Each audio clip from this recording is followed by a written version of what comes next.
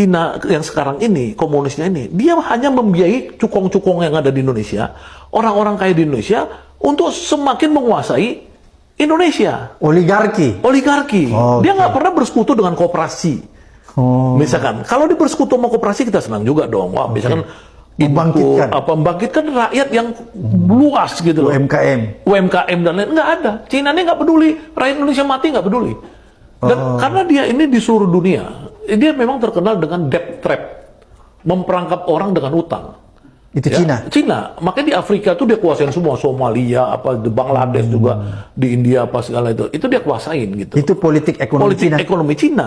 Dia tuh tidak, dia pokoknya tuh dia itu betul-betul mirip Stalin lah. Kalau zaman dulu tuh Stalin di Indonesia itu, dia politiknya negara gua adil, yang lain mampus lu. Biadab dong kalau. Biadab, karena dia cuma mau mengambil resources dari negara-negara periferal seperti Indonesia.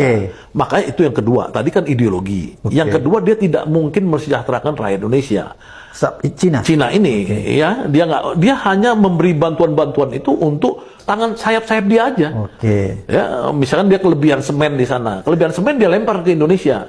Bangun tol, bangun ini, bangun itu kan. Makanya di Indonesia ini Indosemen aja sempat menutup pabriknya dari 10 pabrik menjadi 4 pabrik kan yang di Cibinong. Karena apa? Karena semen-semen dibawa semua dari Cina untuk bangun infrastruktur. Ya, jadi tenaga kerjanya yang tadi disebut oleh Pak Abraham kan itu tenaga kerja juga diimpor kemarin, kompetitor kita. Ya, jadi itu dua, udah pasti dia itu ini.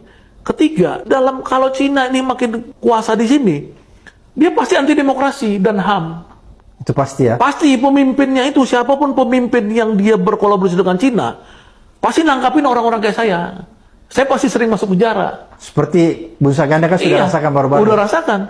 Makanya saya nggak mau kalau kita ini berkiblat ke Cina tuh, saya takutnya itu. Harusnya para aktivis ini ngeh ya, waspada. Iya, saya pikir kan itu yang aktivis yang ideal kan tetap waspada.